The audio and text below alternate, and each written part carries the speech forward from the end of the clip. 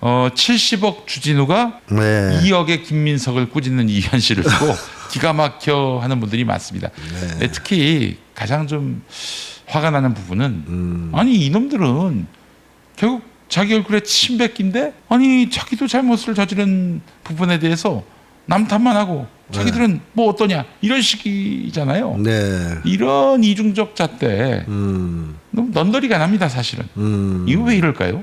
그 예전에 그 장재원인가 그분도 그랬죠. 아 장재원도 네, 그 안희정 그 성 뭐 그러니까 미투 터졌을 때 난리를 쳤어요. 동영상 그렇죠. 보니까 뭐 X86세대의 위선이라는 공직자가 이럴 수가 있느냐 위계에 의한 뭐 등등등 온갖 얘기를 다 했다. 알고 보니까 자기가 한 거 아니에요? 본인이 그 짓을 저지르고 나서 얼마 안 지난 시점에 그런 얘기를 한 거예요. 그러니까요. 예. 자, 그래서 저는 이것이 어떻게 보면 정치 검찰 나아가 한국 극우 세력의 기본 전형적인 모습이다 이런 생각이 들어요. 네. 자기들은 온갖 나쁜 짓을 다 하면서 남들이 조금의 흠결이라도 있으면 그거를 붙잡고 아주 난리를 치는 난리를 치죠. 그런 이제 모습들. 이건 왜 그러냐면 우선 첫째는 자기들은 죄가 드러나지 않을 거라는 믿음이 있어요. 좀 권력을 쥐고 있기 때문에. 예.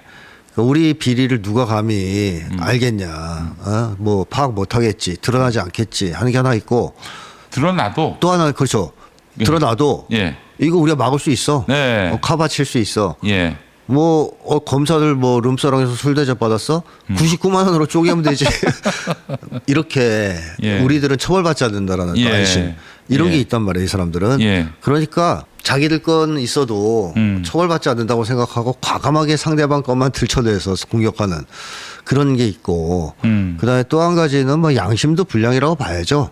일단 그러한 뭐 안심 이전에 사람이 좀 창피해서라도 남 부끄러워서라도 자기가 그런 얘기를 할 때 막 얼굴이 빨개지고 그래야 되는 거 아니에요 사실. 근데 그런 거 없이 아주 뻔뻔하게 네. 자기는 그런 거 안 한 것처럼 얘기를 하지 않습니까? 네. 자, 그런 거 보면 확실히 이 사람들은 양심이 고장나 있다. 불량이다 이런 걸 알 수 있어요. 네. 그런 얘기를 할 때 가책을 안 받는다든가 네. 혹은 못 느낄 수도 있어요. 억압을 네. 해서. 예. 이제 그런 어떤 정신적인 하자가 있기 때문에 네. 이런 짓을 할 수 있다. 예. 그다음에 또 하나 마지막으로 언급하고 싶은 것은 한국의 극우 세력은 지금까지 정적을 제거할 때 있어서 딱 두 가지를 사용해 왔다고 보면 됩니다. 네. 하나가 색깔 공격, 예. 두 번째가 도덕성 공격. 그러니까 얘네들은 정당한 방법으로 이길 수가 없어요. 자기들이 깨끗한 사람들도 아니고 네. 뭐 털면 더 더럽지 않습니까? 훨씬 더. 네. 그리고 능력도 없어요. 뭐 아무것도 내세울 게 없습니다. 아무것도 내세울 수 없는 사람이 상대방을 이길 수 있는 방법은 반칙을 쓰는 수밖에 없죠. 그렇죠. 그래서 반칙을 쓰면은 안 되지 않느냐 그러면은 맞싸움에 반칙이 어디 있어? 그렇죠. 네. 그래서 쓴 게 색깔론인데 예. 색깔 공격을 주로 했는데 잘 안 먹혀요. 요즘 네. 그게. 그래서 주로 이제 쓰게 된 게 도덕성 공격입니다. 그렇지.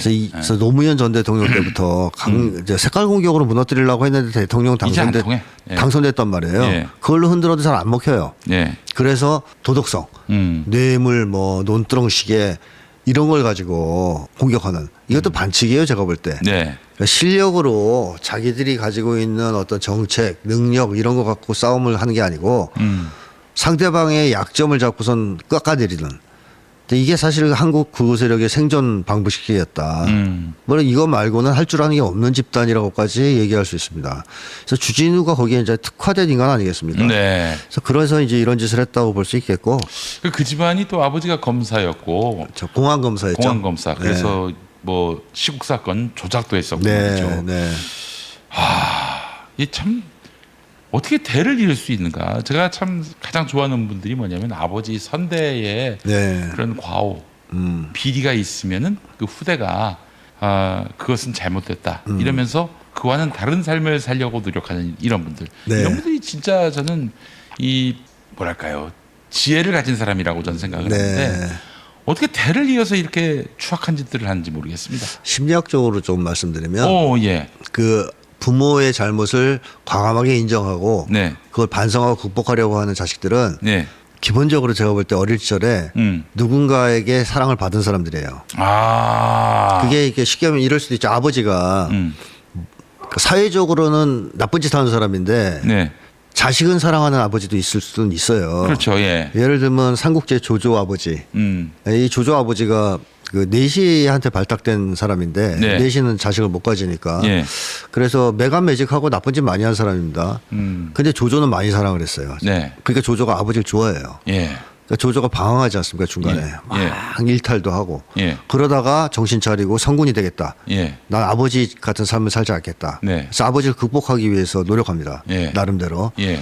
이런 걸 보면 조조는 그래도 어릴 때 사랑을 받았기 때문에 어느 정도 중심을 잡고 다시 살아갈 수 있는 힘을 가질 수 있었다고 볼 수 있거든요. 네. 근데 예를 들어 아버지가 못된 사람이에요. 예. 예를 들어 친일파예요. 예. 거기데 아들을 또 맨날 고무옷으로 막 패기만 해. 예. 그러면 완전히 똑같아져요. 아버지보다 더 나쁜 자식이 될 수 있습니다. 완전히 망가지는 거예요. 그러니까 최소한 그 아버지의 잘못과 가오를 내 대에서 끊을 수 있으려면 네. 아버지든 어머니든 삼촌이든 누구든 어렸을 때 자기를 정말로 사랑해 주는 사람을 경험을 좀 해야 그래서 됩니다. 이제 자존감이 생기는 거예요. 그래야 사랑의 능력이 생겨요. 인간에 대한 신뢰와 사랑의 능력 그리고 자존감도 토대가 잘 이 닦이겠죠. 주체적인 사고를 하게 되니까. 그렇죠. 예. 그러면서 뭐 결국 인간에 대한 사랑이 가능하냐 아니냐가 굉장히 중요한 건데 어릴 때 누군가에게 사랑을 받으면 당연히 사랑의 능력이 생기거든요. 그렇지. 그렇기 때문에 이 사람은 정말 끝까지 약해지기 힘들어요. 근데 그런 걸 전혀 경험을 못했다. 그럼 사람을 못 믿고 좋아하지도 않고 그래서 사람을 사랑하기보다는 오히려 증오하고 혐오하고 이런 사람들이 만들어지는 건데 그런 사람들이 윤석열, 한동훈, 주진우 뭐 이런 사람들 아니겠습니까? 애비나 새끼나. 네, 똑같은 애부보다 더한 그런 사람이 만드는 거예요. 그러니까 주진우는 어렸을 때 좋은 어른 한 번도 경험을 못했다고 저는 이제 생각합니다. 아 그렇군요. 좋은 어른을 한 번도 경험하지 경험해 보지 못했다. 네. 색다른 우리가 몰랐던 그런 또 이면을 짚어주셨습니다. 네, 자 소장님 마지막 하나만 더 여쭙고 마무리 지으려고 하는데요. 윤석열이 임명한 장관도 네. 유임시킨 네. 이재명 대통령의 그 어제 내각 인사 그리고 더해서 20일 동안 이제 그동안 국정 운영을 해왔는데요. 오늘로 딱 20일입니다. 네. 당선 그 이튿날부터 해서 오늘이 딱 20일인데 20일 동안의 이재명 대통령의 리더십 어떻게 평가하시고 이 대통령 정부가 앞으로 어떻게 나아갈 것인지 좀 한번 예측해 주신다면요. 뭐 사실 뭐 많은 국민들이 와 그렇게 많은 일을 한 것 같은데 20일밖에 안 됐냐 이런 얘기한 사람들도 있죠. 예, 좋아서 그런 얘기고 영구 집권 하게 하자 이런 얘기가 나올 지경이니. 어쨌든 예. 굉장히 빠른 속도로 일 처리를 지금 해나가는 모습을 보여주고 있는데 네. 저는 딴 거 다 떠나서 말이죠. 예. 좀 감탄한 게 예. 이재명 대통령이 정말 비위가 좋다. 비위가 좋다. 네, 그 보면 이 옛날 국무장관들 처음에 유임시켜 놓고 예. 같이 회의했잖아요. 예. 뭐 거기 보면 이진숙도 있고 뭐 막 있잖아요. 예. 저 같으면 막 들어가는 순간 속이 니글거릴 것 같거든요. 말입니다. 같이 앉아 있기도 싫고. 예. 근데 뭐 전혀 싫은 내색하지 않고 예. 웃으면서. 예. 그 사람들하고 회의를 하고 그러지 않습니까? 그래서 야 진짜 비위가 좋으시다. 네. 뭐 김영태 만나서도 뭐 회담 대화도 하고. 굳이 안 만나도 되는데. 그렇죠. 만나자고. 아니 근데 그게 예. 만나라고 누가 주변에서 조언을 하더라도 예. 비위가 약한 사람 못 만나거든요. 못 만나요. 못 만나죠. 예. 윤석열이가 대표적입니다. 그렇습니다. 예. 절대 못 만납니다. 예. 근데 이재명 대통령 그런 거 보면 진짜 배짱 좋은 사람이다. 자신감 넘치는 사람이다. 하는 걸 알 수 있어요. 좋다. 너 옛날에 윤석열 쪽 애들 다 와봐. 앉혀놓고선 얘기 들어보고 글쎄 말이에요. 일 잘하나 못하나 평가해보자. 네. 이런 거 아니겠습니까? 예.